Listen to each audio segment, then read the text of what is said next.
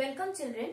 In this video I'll be like I said in the last video that I'll be taking up push, pop and display operations in detail in the next video. So here it is. So let us start with the push operation. Push operation, like I told you, is the insertion of an element into the stack. ठीक है, तो उसके लिए देखिए मैं क्या करने वाली हूँ. I am going to define a function so that you may understand the programming part. Okay, तो जैसे कि मैंने बताया कि स्टैक के केस में आपको means stack as a linear list, अगर आप स्टैक को लीनियर लिस्ट पे इम्प्लीमेंट कर रहे हैं तब आपको अंडर ओवरफ्लो चेक करने की जरूरत नहीं है, क्योंकि लिस्ट में इंसर्शन की कोई लिमिट नहीं होती है, तो इसलिए हम उसमें चेक करते नहीं है. लेकिन if in case your question specifies, जो आपको क्वेश्चन दे रखा गया है, अगर वो स्पेसिफाई करता है कि लिस्ट का साइज हमें 10 फिक्स करना है, तो अगर वो आप इंसर्शन करने जाएंगे तो आपको ओवरफ्लो चेक करना पड़ेगा. तो उस केस में आप ओवरफ्लो चेक करेंगे कैसे? You will write if. यहाँ पे देखिए हम क्या मान रहे हैं, हमने यहाँ पे एक फंक्शन बनाया डेफ पुश नाम से एक फंक्शन बनाया, और यहाँ पे मैंने एसटीके वेरिएबल लिया है. एसटीके आप ऐसे मान लीजिए कि एक लिस्ट है, ठीक है, एम्प्टी लिस्ट है, या फिर ऐसी लिस्ट है जिसमें ऑलरेडी कुछ एलिमेंट्स है. यानी कि आप कह सकते हैं कि एसटीके एक लिस्ट है जिसमें हमें इंसर्शन करना है, और ई हमारा वो एलिमेंट है जिसको हमें इंसर्ट करना है. ठीक है, so E is the element to be inserted into this stack. ठीक है, अब स्टैक में इंसर्शन के लिए कोई चॉइस तो है नहीं. स्टैक में एलिमेंट ऐड कहाँ होगा? एंड में ही ऐड होगा. क्यों? क्योंकि लास्ट इन फर्स्ट आउट होता है, एक ही एंड ओपन है, तो जो टॉप एंड है वहीं से इंसर्शन होगा. ठीक है, तो ओवरफ्लो चेक करना है तो हम चेक कर लें कि अगर इस स्टैक की लेंथ 10 है ऑलरेडी, क्योंकि क्वेश्चन ने कहा कि 10 साइज फिक्स है, तो अगर ऑलरेडी इसकी 10 है लेंथ, तो हम यूजर से कह देंगे overflow, and therefore no insertion can take place. ठीक है, लेकिन this is only in the case you are specified that length of the stack is fixed. लेकिन अगर ऐसा नहीं है तो you are not going to write this particular piece of code in the function. ठीक है, अब इसको मैं हटा दे रही हूं. अब देखिए मुझे इस लिस्ट के एंड में इसको ऐड करना है, तो हमें ऑलरेडी एक बिल्ट इन फंक्शन मिला हुआ है जिसकी हेल्प से हम स्टैक के एंड में एक एलिमेंट ऐड कर सकते हैं, that is our append function. ठीक है, तो जैसे ही हम स्टैक में एक एलिमेंट को अपेंड करते हैं तो ये एलिमेंट स्टैक में एंड में ऐड हो जाता है. तो अगर ये सिचुएशन थी तो ये 54 बन जाएगा, अगर ये सिचुएशन थी तो ये सिचुएशन बन जाएगी. मतलब आपके जो भी स्टैक के प्रीवियस एलिमेंट्स हैं उसके एंड में ये नया एलिमेंट ऐड हो जाएगा. ठीक है, तो हम इसी फंक्शन की हेल्प लेंगे और हम सिंपली क्या करेंगे, एसटीके डॉट अपेंड ई. तो देखिए इंसर्शन हो गया, सिंगल लाइन में इंसर्शन हो गया है. ठीक है, अब हमें यहाँ पे क्या करना है, चेक करना है कि अगर अब एंड यूजर को समझाने के लिए हम क्या कह सकते हैं, उसको एक स्टेटमेंट दे दें, इंसर्टेड सक्सेसफुली.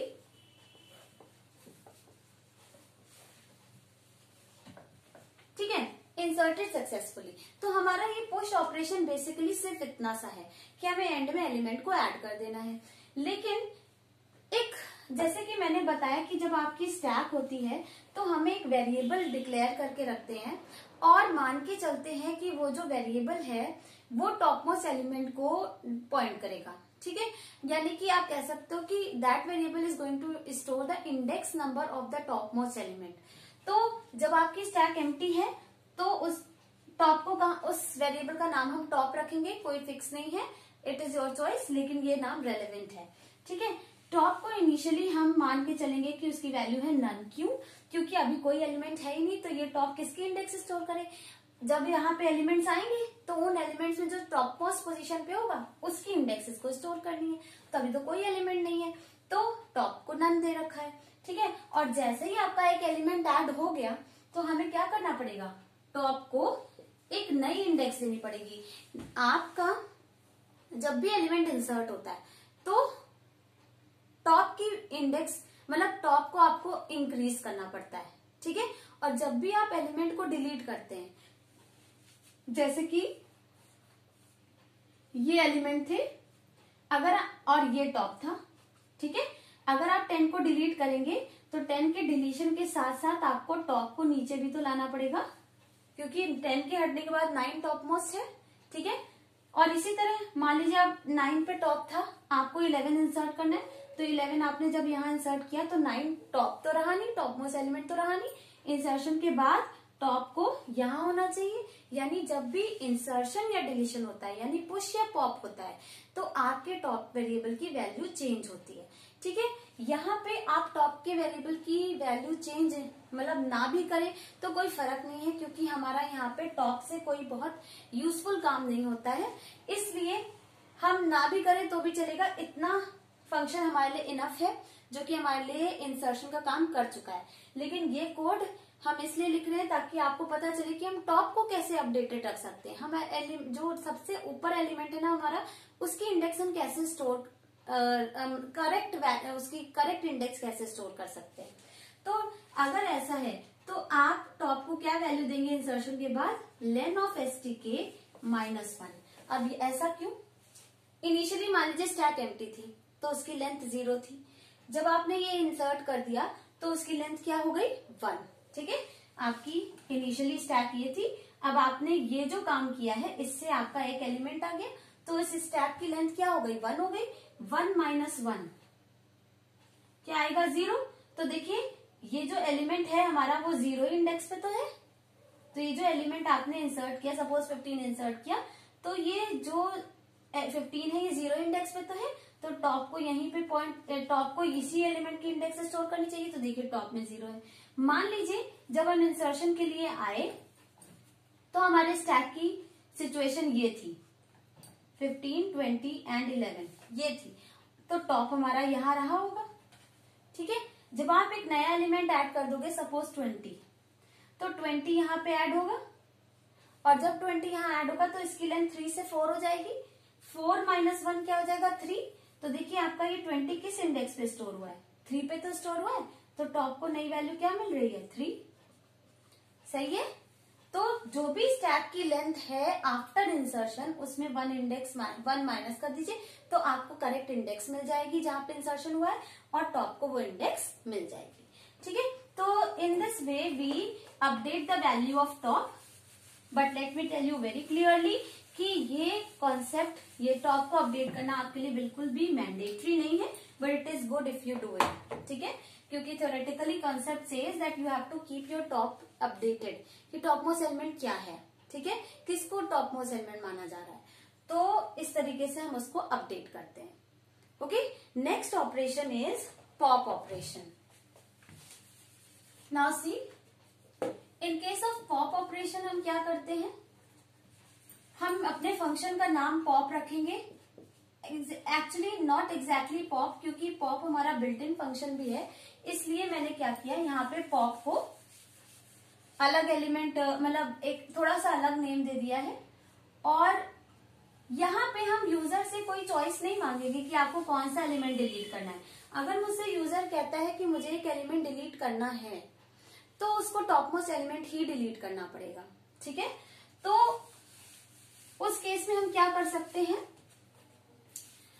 अंडरफ्लो तो हमें चेक करना ही पड़ेगा। आप जानते हैं डिलीशन में क्या होता है कि स्टैक में कम से कम एक एलिमेंट तो होना चाहिए जिसको आप डिलीट कर पाए, ठीक है। तो उसके लिए अंडरफ्लो चेक करना, ये मैंने ऑलरेडी आपको एक्सप्लेन किया है। तो अंडरफ्लो कैसे चेक करेंगे, अगर यहाँ पे मान लेते हैं हमने स्टैक को रिसीव किया है, ठीक है, अगर इस स्टैक की लेंथ 0 है तो प्रिंट अंडरफ्लो, यानी कि स्टैक एम्प्टी है, deletion can not take place. लेकिन अगर ऐसा नहीं है तो आप डिलीशन कर सकते हैं। अगर ऐसा नहीं है तो कम से कम एक एलिमेंट तो उस स्टैक में है ही जिसे आप डिलीट कर सकते हैं। तो कैसे करेंगे चिल्ड्रन, इसके लिए जैसे हमने इंसर्शन के लिए अपेंड फंक्शन यूज किया था, वैसे ही हमारे पास लिस्ट का एक फंक्शन होता है जिसको हम पॉप कहते हैं, और इस पॉप फंक्शन में सपोज मेरी लिस्ट का नाम L है, तो इस पॉप फंक्शन में हमें एक इंडेक्स देनी होती है, लेकिन वो इंडेक्स भी ऑप्शनल होती है, ठीक है। तो अगर हमने यहाँ पे कोई इंडेक्स नहीं दी तो ये लास्ट एलिमेंट को डिलीट करता है और उसको रिटर्न भी करता है। तो जो भी लास्ट एलिमेंट होगा इस लिस्ट का वो डिलीट हो जाएगा, और डिलीट होने के साथ साथ वो रिटर्न भी होगा, ठीक है। और अगर हम यहाँ कोई इंडेक्स दे देते हैं तो वो इस इंडेक्स के एलिमेंट को डिलीट करता है और रिटर्न करता है। लेकिन क्योंकि हमें लास्ट एलिमेंट डिलीट करना है तो हम यहाँ पे कोई इंडेक्स नहीं देंगे और जो एलिमेंट हमारा डिलीट हुआ है वो हमें वापस भी मिल जाएगा। ठीक है, तो इस फंक्शन का हम यूज करने वाले हैं डिलीशन के लिए यानी पॉप के लिए। तो अगर हमारे पास डिलीशन का स्कोप है यानी अंडरफ्लो नहीं हुआ है तो हम क्या करेंगे, x is equal to stk.pop। क्या हुआ, हमने क्या किया, stk का लास्ट एलिमेंट डिलीट किया और उसको x में स्टोर कर लिया। अब इस x को चाहे आप प्रिंट कर दीजिए, यूजर को बता दीजिए एलिमेंट डिलीटेड इज, कौन सा एलिमेंट डिलीट हुआ हमारा, x। ठीक है, वरना आप चाहे तो इसको रिटर्न भी कर सकते हैं depending upon the requirement of your function. जो भी डिस्क्रिप्शन फंक्शन का दे रखा होगा कि अगर उसे डिलीटेड एलिमेंट को रिटर्न करना है तो आप सिंपली इन दो लाइंस की जगह क्या लिख सकते हैं, रिटर्न stk.pop। क्या होगा इस केस में, stk.pop से एक एलिमेंट डिलीट होगा और जो एलिमेंट डिलीट होके वापस आया है वही एलिमेंट रिटर्न हो जाएगा, कहाँ, जहां से इस फंक्शन को कॉल किया गया था। ठीक है, तो आपको देखना होगा कि आपका क्वेश्चन क्या डिमांड कर रहा है, उसके अकॉर्डिंग आपको अपनी कोडिंग में थोड़ा सा चेंज लाना पड़ेगा। Although logically concept will remain same. ठीक है, यहाँ पे हमें जो एलिमेंट डिलीट हो रहा था हमने डायरेक्ट प्रिंट करा दिया, नहीं कराना है तो आप रिटर्न करा दीजिए। तो ये तो हो गया डिलीशन, डिलीशन इतना होता है। लेकिन फिर से अगर टॉप की बात करें, डिलीशन के केस में टॉप को फिर से अपडेट करना पड़ेगा क्योंकि जिस एलिमेंट को टॉप माना गया था वो एलिमेंट तो अब डिलीट हो गया। तो जब वो एलिमेंट हट गया तो उसके नीचे जो एलिमेंट है उसको हमें टॉप मानना पड़ेगा। ठीक है, तो अब ये काम हमें करना बाकी है। अब देखिए क्या हुआ कि एक सिचुएशन से समझिए, सपोज हमारे स्टैक में एक ही एलिमेंट था तो टॉप यहां रहा होगा। आप यहां आए, आपने देखा इस स्टैक की लेंथ 0 है, नहीं है, अंडरफ्लो हो गया, नहीं अंडरफ्लो हुआ नहीं क्योंकि इसकी लेंथ 0 नहीं, इसकी लेंथ 1 है। तो आप यहां आए, आपने क्या किया, इस एलिमेंट को डिलीट कर दिया। ठीक है, आपने डिलीट किया, एलिमेंट डिलीटेड इज 8, प्रिंट होके आ जाएगा। लेकिन अब 8 डिलीट हो गया, तो जब 8 डिलीट हो गया तो टॉप यहां पे क्या कर रहा है, टॉप को कहाँ आना पड़ेगा, यहां से 0 इंडेक्स से हटना पड़ेगा, 0 इंडेक्स से हटना पड़ेगा। और जब 0 इंडेक्स से हटना पड़ेगा तो उसे जाना पड़ेगा नन पे, क्योंकि अब तो कोई एलिमेंट नहीं है ना जिसको हम टॉप माने, तो इसलिए हम नन। हमने जब इंसर्शन भी किया था तो मैंने आपको बताया था कि हमने इनिशियली जब स्टैक एम्प्टी थी और हम इंसर्शन करने जा रहे थे तो हमने टॉप को नन ले रखा था। क्यों, क्योंकि उस समय एलिमेंट कोई था ही नहीं स्टैक में, तो किसको टॉप मोस्ट माने। तो जब यहाँ पे डिलीशन के बाद ऐसी सिचुएशन हो गई कि अब कोई एलिमेंट नहीं बचा है स्टैक में, तो आपको टॉप को नन पे भेजना पड़ेगा। और अगर ऐसा नहीं है, मान लीजिए कुछ इस टाइप की सिचुएशन है, आपके ये एलिमेंट थे, ठीक है, ये इंडेक्सेस थी, टॉप यहां था, ठीक। अब हमें 15 डिलीट करना है। 15 जब डिलीट किया तो टॉप को कहाँ आना है, यहां आना है। यहां आप कैसे लाएंगे, देखिए 15 के डिलीट होने के बाद पहले इसकी लेंथ 3 थी, अब इसकी लेंथ 2 है, तो 2 लेंथ है तो आपको 1 इंडेक्स पे आना है। तो अगेन लेन ऑफ stk -1 पे आप भेज दीजिए, आपका काम हो जाएगा। तो इस प्रोसेस के बाद, इस डिलीशन के प्रोसेस के बाद अगर आपको टॉप अपडेट करना है तो आप चेक करोगे कि अगर इस डिलीशन के बाद लेंथ ऑफ stk 0 हो गई है तो हमें टॉप को नन पे डालना पड़ेगा, ठीक है। एल्स हमें टॉप को देना होगा वैल्यू लेन ऑफ stk -1, ठीक है। अगेन ये पार्ट हमारे लिए मैंडेटरी नहीं है, लेकिन अगर आपसे बोला जाए कि टॉप को भी आपको अपडेट करना है अकॉर्डिंग टू इंसर्शन डिलीशन, तो आप इस तरीके से करोगे। देखो जब हम यहाँ थे तो लेंथ ऑफ स्टैक 0 नहीं थी क्योंकि एक एलिमेंट था उसमें, ठीक है।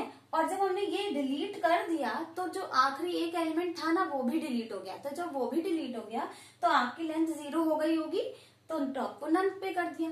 और अगर एक से ज्यादा एलिमेंट्स रहे थे उसमें तो आपने जो भी एलिमेंट अभी डिलीट किया उसके नीचे आपको लाना है, तो उसके लिए लेंथ स्टैक -1। ठीक है, पहले 3 लेंथ थी, अब डिलीशन के बाद 2 लेंथ हो गई। जब लेंथ 2 है तो इंडेक्स 1 होगी, 2 - 1। ठीक है, 2 एलिमेंट है तो इंडेक्स तो 1 है ना। ठीक है, तो इस तरीके से हम पॉप ऑपरेशन परफॉर्म करते हैं। Now talking about the last operation and that is okay, not last operation, first of all I am discussing peak operation. Peak operation में देखिए क्या होता है, हमें सिर्फ टॉप मोस्ट एलिमेंट को डिस्प्ले कराना है। डिस्प्ले और पीक ऑपरेशन दोनों में डिस्प्ले का ही काम होता है, लेकिन पीक में टॉप मोस्ट एलिमेंट खाली डिस्प्ले होता है, लेकिन डिस्प्ले में सारे एलिमेंट्स डिस्प्ले होते हैं। ठीक है, तो इस केस में हमें टॉप की वैल्यू को चेंज नहीं करना पड़ेगा। क्यों? क्योंकि इंसर्शन पे टॉप बदलता है, डिलीशन पे टॉप बदलता है। डिस्प्ले से हमें टॉप नहीं बदलेगा हमारा, क्योंकि हम सिर्फ बता रहे हैं कि क्या क्या वैल्यूज हैं, हम डिलीट या इंसर्ट तो नहीं कर रहे। ठीक है, तो इसके लिए हम क्या करते हैं, पीक, मैं अपने फंक्शन का नाम पीक रख ले रही हूँ और इसमें मैंने स्टैक रिसीव किया। और जैसे कि मैंने आपको बताया था कि मुझे पीक ऑपरेशन में सिर्फ लास्ट एलिमेंट को डिस्प्ले करना होता है। तो जब स्टैक एम्प्टी होगी तो लास्ट एलिमेंट कैसे डिस्प्ले करोगे? स्टैक में कोई एलिमेंट है ही नहीं, तो टॉप मोस्ट एलिमेंट कैसे डिस्प्ले करोगे? तो इसलिए अंडरफ्लो चेक कर लिया, उसको बोल दिया underflow has occurred, I can not display the top most element. ठीक है, एल्स हम डिस्प्ले कर सकते हैं। अब आप लॉजिकली सोचिए, किसी भी लिस्ट का लास्ट एलिमेंट कहाँ होता है? बैकवर्ड इंडेक्सिंग के हिसाब से -1 इंडेक्स पे होता है। ठीक है, तो जो भी हमारी लिस्ट है, स्टैक एसटीके हमारी लिस्ट है, तो हमारा जो टॉप मोस्ट एलिमेंट होगा वो होगा, top most element will be STK of -1। तो इस लिस्ट की -1 इंडेक्स पे जो भी एलिमेंट होगा वही तो लास्ट एलिमेंट होगा ना, डिस्प्ले कर दिया।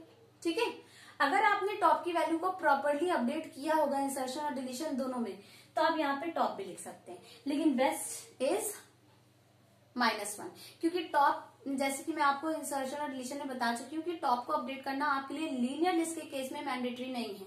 ठीक है, तो आप चाहे तो यहाँ पे -1 लिख सकते हैं, that will always work fine. ठीक है, तो इस तरीके से हम पीक ऑपरेशन परफॉर्म करते हैं, जिसमें हमने सिर्फ टॉप मोस्ट एलिमेंट को डिस्प्ले किया है। Now what if I want to display all the elements of the stack? ठीक है, हमेशा याद रखिएगा, स्टैक के जब आप एलिमेंट्स को डिस्प्ले करते हैं तो आपको टॉप मोस्ट एलिमेंट से ही स्टार्ट करना होता है। तो ये हमारा टॉप है, मान लीजिए हमारे ये एलिमेंट्स थे, तो पहले 5 डिस्प्ले होगा, फिर 8, फिर 9। और अगर हम इस ऑर्डर में चले तो देखिए हमारी इंडेक्सिंग तो ये है ना, लेकिन हम रिवर्स इंडेक्सिंग पे डिस्प्ले करवा रहे हैं। तो इसलिए हमारा नेक्स्ट ऑपरेशन है डिस्प्ले ऑपरेशन। डिस्प्ले के लिए मैंने फंक्शन का नाम भी डिस्प्ले रख दिया। ठीक है, ये मेरी स्टैक है, उसमें भी मुझे अंडरफ्लो चेक करना पड़ेगा। अगर स्टैक में कोई एलिमेंट नहीं है तो आप उसको डिस्प्ले कैसे करेंगे? ठीक है, इसलिए अंडरफ्लो तो अभी भी चेक करना है, लेकिन अगर अंडरफ्लो नहीं है तो हम डिस्प्ले कैसे करें? किसी भी लिस्ट को रिवर्स ऑर्डर में प्रिंट करना आपको ऑलरेडी आता है। उसके लिए हम यूज करते हैं नेगेटिव इंडेक्सिंग, मतलब उसकी जो बैकवर्ड इंडेक्सिंग होती है। तो ये -1 होगी, ये -2 होगी, ये -3 होगी, है ना, और टॉप हमारा इस इंडेक्स पे होगा। ठीक है, तो पहले हम -1 को डिस्प्ले करेंगे, -2, -3। इस समय इसकी लेंथ क्या है? 3, लेकिन हमें रेंज फंक्शन में -4 तक जाना पड़ेगा, तभी तो -3 इंक्लूड होगा। तो देखिए क्या किया, फॉर x इन रेंज, बहुत ध्यान से देखिए, स्टार्ट कर रहे हैं रेंज को -1 से, जा रहे हैं माइनस लेंथ ऑफ स्टैक +1, -1। देखिए ये तो -1 हो गया।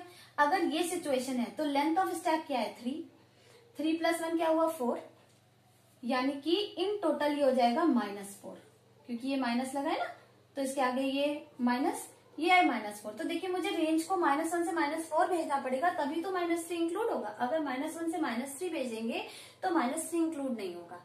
इसलिए minus length +1 at the step of -1, backward indexing and print x। अब आपको अगर इसमें थोड़ी फॉर्मेटिंग करनी है तो आप कुछ इस तरीके से उसको प्रिंट करवा सकते हैं, ठीक है ना।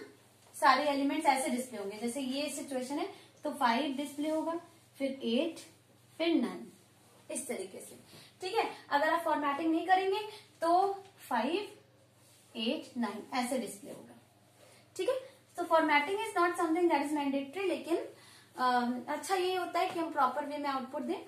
So these were the operations that you can perform on stack. और यहाँ पे मैंने सिर्फ आपसे इंडिविजुअल फंक्शंस डिस्कस किए हैं। In the next video I will be taking up the menu driven programs to exercise these functions in a proper program. Okay, so with this I am concluding this video. If you have any confusion, you can write it in the comment section. Thank you so much.